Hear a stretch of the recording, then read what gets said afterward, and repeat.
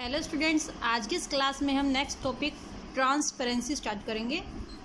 इससे पहले की क्लास में हम थिंग्स, कॉमन प्रॉपर्टीज़, इसके सोल्युबिलिटी, कंडक्शन ऑफ हीट और कंडक्शन ऑफ इलेक्ट्रिसिटी, ये हम रीड आउट कर चुके हैं।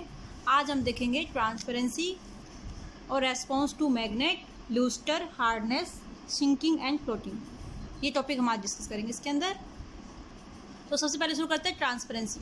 ट्रांसपेरेंसी क्या होती है? When light strike a substance and pass through it, जब एक लाइट होती है वो एक सब्सटेंस टकराती है और उससे पास हो जाती है, उससे गुजर जाती है, the substance is said to be transparent. तो सब्सटेंस क्या हो गया? वो ट्रांसपेरेंट। लेकिन अगर when light strike a substance and pass through it, the substance is said to be transparent. तो सब्सटेंस क्या कहलाएगा? वो ट्रांसपेरेंट। ट्रांसपेरेंट और ये जो प्रॉपर्टी होती है उसको बोलते हैं transparency. Object seen through transparent substance are very clear. जो ट्रांसपेरेंट सब्सटेंस होते हैं उसके थ्रू, उसके द्वारा जो ऑब्जेक्ट होते हैं वो आसानी से बहुत ही साफ दिखाई देते हैं या साफ दिखाई दे जाते हैं। Some substance block all the light and they are called opaque. कुछ सब्सटेंस ऐसे होते हैं जो कि सभी लाइट को ब्लॉक कर देते हैं, तो लाइट को अपने में से पास नहीं होने देते हैं। तो ऐसे सब्सटेंस क्या कहलाते हैं? ओपेक। अगर लाइट पास नहीं होगी तो हमें उसके पीछे की कोई वस्तु भी दिखाई नहीं देगी। तो we can not see through opaque object, इसलिए हम किसी भी ओपेक ऑब्जेक्ट्स में से देख नहीं सकते हैं। जैसे कि दीवार, लकड़ी का कोई गुटका, इस प्रकार की वस्तुएं होती है उसमें से हम देख नहीं सकते। जबकि ट्रांसपेरेंट जो वस्तु होती है, जैसे कि गिलास, कोई भी कांच का गिलास या फिर वाटर, उसमें से अगर साफ पानी है तो उसमें से हम देख सकते हैं। If you look through a piece of waxed paper, अगर आप एक वैक्स्ड पेपर, एक मोम का पेपर होता है जिस पेपर पे मोम लगा होता है, उस पर हम देखना चाहें, यू कैन सी लाइट, लेकिन आप लाइट देख सकते हो। उसके बाद लाइट जली हुई या नहीं जली हुई चेक कर सकते हैं, देख सकते हैं। But the object you see is unclear and lacks detail, लेकिन उसके पीछे जो ऑब्जेक्ट होती है उसको हम क्लियर नहीं देख सकते, उसकी डिटेल हम नहीं देख सकते हैं। क्यों? क्योंकि हमें साफ दिखाई ही नहीं दे रही, बस इतना दिखाई दे रहा है कि वहाँ पर कोई प्रकाश या कोई वस्तु रखी है, लेकिन वो क्या है, कैसी, ये हमें दिखाई नहीं देता है। Substance that transmit light but no details of that light are said to be translucent. ऐसे सब्सटेंस जो कि लाइट को तो ट्रांसमिट होने देते हैं, लेकिन जो उनके पीछे सब्जेक्ट होता है उसका कोई भी डिटेल हमें, या लाइट की डिटेल हमें नहीं मिलती है, ऐसे सब्जेक्ट को हम बोलते हैं ट्रांसल्यूसेंट। क्या बोलेंगे? Translucent. Things can be grouped as transparent, opaque and translucent. इस प्रकार से हम वस्तुओं को 3 ग्रुप में बांट सकते हैं। फर्स्ट है ट्रांसपेरेंट, फिर ओपेक और तीसरा है translucent. Example of object belonging to them are as under. इस प्रकार संबंधित जो एग्जाम्पल है वो नीचे दिए गए हैं। फर्स्ट है ट्रांसपेरेंट के एग्जाम्पल है वो हैं ग्लास, वाटर एंड एयर। ये तीनों जो ऐसे एग्जाम्पल हैं जिनमें से लाइट पास हो सकती है, उसके पार जो वस्तुएं होती है उसको हम क्लियरली देख सकते हैं, उसकी डिटेल भी हम देख सकते हैं। जबकि frosted glass, wax paper, muddy water, fog and mist, ये सब ऐसी वस्तुएं ऐसी हैं जिसके पास हम लाइट तो पास हो सकती है लेकिन वस्तु को क्लियर हम नहीं देख सकते। ओपेक ऐसी वस्तुएं होती हैं, सब्सटेंस होती हैं जिसमें से लाइट पास नहीं होती है और लाइट को ब्लॉक कर देते हैं। तो जहाँ तो हम वस्तुओं को लाइट पास होगी ना, ही वस्तु को उसके पार देख सकते हैं। जैसे कि ऑल मेटल्स, वुड, स्टोन, ये सब दीवार होती है ना, ये सब क्या होती हैं? ओपेक ऑब्जेक्ट्स होते हैं। आगे हम देखते हैं। ये एक ट्रांसपेरेंसी का एग्जाम्पल दे रखा है। Glass and clear water are transparent. इसको शो करने के लिए हमने गिलास लिया, इसके ऊपर इंडिया का एक लेबल लगाया, और जैसे हम ग्लास के अंदर पानी डालते हैं तो हमें इंडिया एचडी दिखाई दे रहा है। मतलब इसके अंदर से हम दोनों चीज़ों के अंदर से हम इंडिया को देख सकते हैं। तो जो वाटर है और ग्लास है, दोनों क्या होते हैं? ट्रांसपेरेंट होते हैं। ये इसमें दिखाया गया है। आगे हम देखते हैं इसमें response to magnet. Response to magnet की प्रति क्या रेस्पॉन्स होता है, प्रतिक्रिया होती है, वो देखते हैं। More than 2000 years ago, 2000 years पहले, in part of Turkey known as Magnesia, Turkey का एक पार्ट था उसको बोलते थे Magnesia. The Greek discovered a type of rock, वहाँ पर ग्रीक्स ने एक प्रकार की चट्टान की खोज की। That could attract materials that contain iron. ये जो चट्टान थी वो ऐसे मटेरियल को अपनी तरफ आकर्षित करती थी जिसके अंदर आयरन होता था। The Greeks called this rock magnetite या फिर magnet. Some materials are attract by magnet and are known as magnetic. तो जो ग्रीक्स थे ना उस रॉक को उन्होंने क्या कहा, मैग्नेटाइट का, और जो ये मटेरियल थे मैग्नेट के द्वारा अट्रैक्ट होते थे उनको बोलते थे मैग्नेटिक मटेरियल्स। क्या बोलते थे, magnetic materials. Some materials do not respond to and are not attract by magnet. कुछ मटेरियल ऐसे होते थे जो कि इससे मैग्नेटाइट के प्रति रेस्पॉन्ड नहीं करते थे, उसके प्रति अट्रैक्ट नहीं होते थे, इसको हम बोलते थे non magnetic. They are called non magnetic. उसको हम क्या बोलेंगे, non magnetic. Materials can be grouped as magnetic और non magnetic. Example of magnetic and non magnetic materials are as under. यहाँ पर कुछ एग्जाम्पल दिए गए हैं मैग्नेटिक के और नॉन मैग्नेटिक मटेरियल्स के। सबसे पहले मैग्नेट क्या होता है, मैग्नेट वह सब्सटेंस होता है जो कि आयरन की वस्तुओं को या फिर मैग्नेटिक मटेरियल्स को अट्रैक्ट करता है, और जो वस्तु अट्रैक्ट होती है उसको मैग्नेटिक मटेरियल कहते हैं। इस मैग्नेट के दो पोल होते हैं, एक तो नॉर्थ पोल होता है, एक साउथ पोल होता है। क्या होता है, एक नॉर्थ पोल एक साउथ पोल होता है। और ये जो हमारी जो कंपास होती है ये भी मैग्नेटिक, जो कंपास होता है मैग्नेटिज्म में कार्य करता है और जो डायरेक्शन होती है उसके बारे में बतलाता है।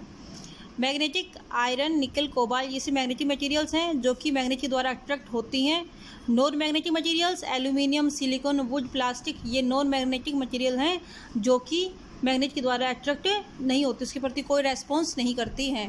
आगे हम देखते हैं। नेक्स्ट है लूस्टर। लूस्टर होती है चमक। लूस्टर क्या होती है, चमक। The lustre of a minerals describe the way a minerals reflected the light from its surface. जो लूस्टर होती है किसी मिनरल्स की वो बताती है कि वो कितनी लाइट को रिफ्लेक्ट करता है, कितनी लाइट को रिफ्लेक्ट करता है। अगर अधिक लाइट को रिफ्लेक्ट करेगा तो उसकी चमक ज़्यादा होगी, और कम लाइट को रिफ्लेक्ट करेगा तो उसको जल्द दिखाई देगा। Certain minerals reflect light as a highly polished metals does. कुछ मटेरियल इस प्रकार से रिफ्लेक्ट करती लाइट को जिस प्रकार से मतलब बहुत ही अच्छे तरीके से पॉलिश की गई हो। The minerals in the figure given here as a metallic lustre. यहाँ पर जो फिगर में दिखाया गया है इसमें चमक दिखाई दे रही है, ये क्या होती है, मेटेलिक लूस्टर, धात्विक चमक। Minerals that do not reflect much light often appear dull. ऐसे मिनरल्स जो कि लाइट को अधिक रिफ्लेक्ट नहीं करते हैं वो हमें डल दिखाई देते हैं, धुंधले दिखाई देते हैं। Such materials have a non metallic lustre. उन मटेरियल के पास कोई भी नॉन मटेरियल, उनके पास कोई भी धात्विक चमक नहीं होती है। सम ऑब्जेक्ट्स, कुछ वस्तुएं specially metals can be grouped as a lustres and dull. कुछ ऑब्जेक्ट स्पेशली क्या होती है, मेटल्स होती है जिसको हमें लूस्टर्स चमक वाली और डल में डिवाइड कर सकते हैं। Example of lustres and dull objects are as under. इनको नीचे दिया गया है, अंडर नीचे दिए गए हैं, इनको डिस्क्राइब किया गया है। फर्स्ट है lustres, silver, copper, gold, graphite, diamond and mercury. ये सब क्या होती हैं, चमकीली धातुएं होती हैं। सिल्वर, कॉपर, गोल्ड, सोना, ग्रेफाइट जो पेंसिल की नोक होती है वो इससे बनी होती है। इसके अलावा डायमंड, हीरा और मरकरी होती है। किसी भी थर्मामीटर के अंदर जो लिक्विड होता है वो मरकरी होता है, वो चमकता हुआ दिखाई देता है। Dull substance quartz, tourmaline, malachite, serpentine and iron, ये सब क्या होते हैं, डल सब्सटेंस होती हैं। इसके अंदर क्वार्ट्स, टर्मेलाइन, मेलेचाइट, सरपेंटाइन और आयरन ये सब क्या होते हैं, ये डल सब्सटेंस होते हैं। इनमें धात्विक चमक नहीं पाई जाती है, ये लाइट को प्रॉपरली अच्छे से रिफ्लेक्ट नहीं करते हैं। नेक्स्ट टॉपिक हमारा हार्डनेस, कठोरता। The ability of a things to resist being scratched is known as its hardness.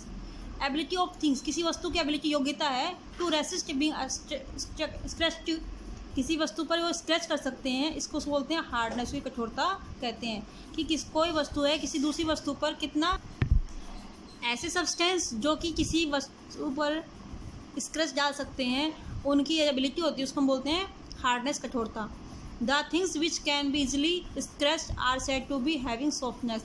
ऐसी वस्तुएं जिनको हम आसानी से स्क्रैच कर सकते हैं उसको हम बोलते हैं ये वस्तुएं कैसी हैं, सॉफ्ट हैं, मुलायम है।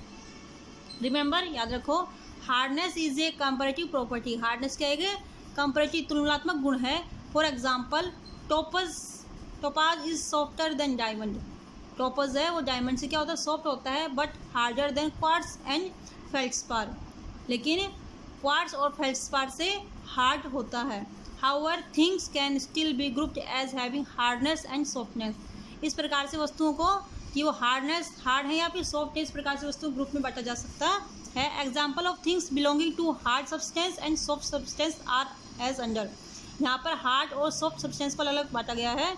फर्स्ट है hard substance, diamond, iron, carborundum, topaz, quartz and granite. Soft substance है gold, talc, gypsum and calcite. ये कौन सी है, सॉफ्ट सब्सटेंस है, मुलायम है, जो आसानी से हम स्क्रैच कर सकते हैं। ये हार्ड सब्सटेंस है diamond, iron, carborundum, topaz, quartz and graphite. इनको आसानी से स्क्रैच हम नहीं कर सकते हैं। नेक्स्ट इसमें आगे है सिंकिंग एंड फ्लोटिंग। सिंकिंग मतलब डूबना, फ्लोटिंग मतलब तैरना। जैसे हम डायग्राम के अंदर देख रहे हैं, यहाँ पर एक वस्तु है जो कि जल के ऊपर, पानी के ऊपर फ्लोट कर रही है, दूसरी वस्तु है जो पानी के अंदर डूब गई है। तो इसके बाद स्टडी करेंगे हम। Density of an object decide whether it sinks in or float in liquid. किसी वस्तु की डेंसिटी होती है, वो डिसाइड करती है कि वस्तु उसके ऊपर तैरेगी या फिर उसके अंदर डूब जाएगी। किसी भी लिक्विड के अंदर कोई वस्तु हम डालते हैं तो वो डूबती है या तैरती है, ये उसकी डेंसिटी डिसाइड करती है। तो डेंसिटी क्या होती है, तो देखते हैं, the measurement of the amount of mass in A given volume of an object is called its density. The measurement of the mass, the measurement of the amount of mass in A given volume. किसी वस्तु का एक given volume की दी गई इस volume के अंदर जो मास है ना, उसकी मास की जो मात्रा होती है उसको बोलते हैं इसकी density. Density of any object can be calculated by dividing its mass by its volume. Density को हम किसी भी ऑब्जेक्ट का डेंसिटी होती है उसको हमें इसके मास को इसके वॉल्यूम से डिवाइड कर दें तो हम डेंसिटी निकाल सकते हैं।